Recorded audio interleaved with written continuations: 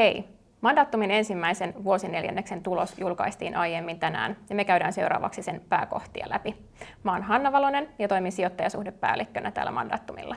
Ja mun nimi on Lotta Borgström ja mä oon Mandatumin sijoittajasuhdejohtaja. Neljännes oli epävakaasta markkinaympäristöstä huolimatta meille liiketoiminnallisesti hyvä. Meidän strategialle keskeinen pääomakevyt liiketoiminta ja sen tulos kasvoi. Tähän tuloserään sisältyy meidän varainhoitoliiketoiminta, yritys- ja henkilöasiakasliiketoiminnat. Toisaalta nettorahoitustulos ja sitä myötä myös konsernin tulos ennen veroja olivat negatiivisia, erityisesti IFRS-tulokseen liittyvän laskennallisen kertaerän vuoksi. Jos aloitetaan pääomakevyestä liiketoiminnasta, niin Lotta, mitkä tekijät vaikutti tuloskasvuun? No meidän pääomakevyen liiketoiminnan tulos tosiaan kasvoi hienosti 35% edellisvuodesta ja oli 26,8 miljoonaa euroa. Tämä kasvuvauhti ylitti näin selvästi meidän pitkän aikavälin taloudellisen tavoitteen ja on myös osoitus siitä, että Mandatumin tulos kehittyy laadullisesti oikeaan suuntaan. Palkkiotulos kasvoi 10% ja sitä tuki hallinnoitavien asiakasvarojen niin ikään 10% kasvuvuoden takaisesta 15,4 miljardiin euroon. On selvää, että tämä Lähi-idän epävakaa tilanne on liikutellut alkuvuodesta markkinoita ja siitä huolimatta meidän uusmyynti oli todella vahvaa ja nettorahavirta oli 248 miljoonaa euroa. Markkinamyllerryksen keskellä tämmöinen niin kuin varainhoitajan aktiivinen ote asiakkaiden suuntaan myöskin selkeästi korostuu. No, missä tuotteissa ja asiakasryhmissä meidän hallinnoitavat asiakasvarat kasvoi eniten? No, eniten varoja kasvatti taas hienosti yksityisvarainhoito, kasvua 17% edellisvuodesta, mikä on tosi hieno suoritus, ja samalla Mandatum kasvatti myös yksityisvarainhoidossa jälleen markkinaosuuttaan. Tätä yksityisvarainhoidon kasvua tuki mandaatti eli täyden valtakirjan varainhoito, missä me hoidamme sitten asiakkaan kokonaisvarallisuutta hänen puolestaan. Mutta kasvu jatkui myös Suomen rajojen ulkopuolella ja kansainvälisen instituutiovarainhoidon varat kasvoivat 12% edellisvuodesta. Tuotetasolla on pakko vielä nostaa myöskin yritysasiakasliiketoiminnan henkilöstörahastot, jossa hallinnoitavat asiakasvarat kasvoi hienosti 27% vahvan nettorahavirran ansiosta. No, tämän lisäksi pääomakevyen liiketoimintaan liittyen huomionarvoista on se, että meidän kulu-tuottosuhde, eli nimensä mukaisesti kulut jaettuna tuotolla, on laskenut voimakkaasti jo pidemmän aikaa ja siitä huolimatta, että ollaan tehty kasvuinvestointeja erityisesti varainhoitoon ja yritysmyyntiin. Ja tämä on osoitus siitä, että on tehty asioita tehokkaammin kuin ennen. Ja tässähän täytyy tietysti muistaa se, että mitä alhaisempi luku, sen parempi. Juuri näin.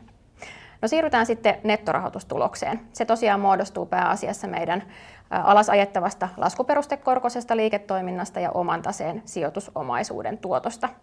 Nettorahoitustulokseen sisältyi tällä neljänneksellä tämä IFRS-raportointiin liittyvä 36 miljoonan euron negatiivinen kertaerä, laskennallinen sellainen, ja toisaalta sitä heikensi myöskin alhaiset sijoitustuotot. Avaatko, Lotta, hieman, mistä tässä oli kyse ja mitä meidän negatiivisesta nettorahoitustuloksesta tulisi ajatella? Niin, tähän nettorahoitustulokseen vaikuttaa tosiaan markkinaliike ja esimerkiksi korkomuutokset.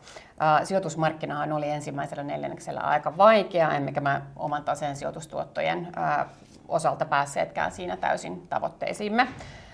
Me tiedotettiin tästä korkokäyrän vaihdoksesta jo aiemmin huhtikuussa ja tämä liittyy siihen, että me arvostetaan kirjanpidossa näihin myymiimme takuutuottoisiin eläkevakuutuksiin liittyvää vakuutussopimusvelkaa, eli asiakkaille tulevaisuudessa tehtäviä maksuja tietyllä korkokäyrällä, joka sitten liikkuu muun korkokehityksen mukana. Nyt me siirryimme käyttämään tämmöistä julkisesti saatavilla olevaa käyrää ja tämä vaihdos parantaa meidän nettorahoitustuloksen läpinäkyvyyttä ja ennustettavuutta. Meitä seuraavat analyytikot ovatkin ottaneet tämän kiitollisena vastaan, koska tämä taas helpottaa heidän nettorahoitustuloksen mallinnusta. Tämä korkokäyrän vaihdos kuitenkin tosiaan aiheutti tälle ensimmäiselle neljännekselle kertaluontoisen negatiivisen tulosvaikutuksen, tämä 36 miljoonaa, mikä mainitsit, joka toisaalta sitten tasoittuu pitkällä aikavälillä. Tärkeää tässä on muistaa, että korkokäyrän vaihdos on laskennallinen, eikä se vaikuta meidän kassavirtoihin, vakavaraisuuteen tai osingonmaksukykyyn, vaan kyse on lopulta vain tuloksen jaksottumisesta. Senpä takia me ollaan nyt meidän avainluvuissa avottu nyt sitten tulos myös ilman tätä korkokäyrän vaihdoksen vaikutusta, mikä kuvaa paremmin tätä liiketoiminnan todellista alla olevaa kehitystä ilman tätä yksittäistä kertaerää. No nostetaan viimeiseksi sitten mukaan vakavaraisuus, joka linkittyy myös vahvasti meidän osingonmaksukykyyn.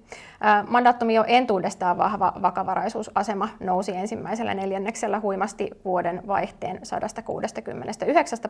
169% nyt 203. Mistä tämä kasvu johtuu? Tämä vakavaraisuussuhde nousi tosiaan huomattavasti ja se johtuu siitä, että me maaliskuussa saimme päätökseen Mandaatumin pääomasijoituksen Saxo Bankin myynnin. Tämän osakkeiden myynnin seurauksena Mandaatumin vakavaraisuuspääomavaade laski ja se taas vapauttaa pääomia esimerkiksi osakkeenomistajille maksettavaksi. Vahva vakavaraisuusasema tukee tämän yli meidän miljardin euron voitonjakotavoitetta tällä strategiakaudella. Kiitos Lotta ja kiitos taas kuulijoille. Mandaatumin yhtiökokous järjestetään ensi viikon tiistaina 12. toukokuuta ja puolivuosikatsaus julkaistaan kesälomien jälkeen 13. elokuuta. Kiitos, nähdään yhtiökokouksessa.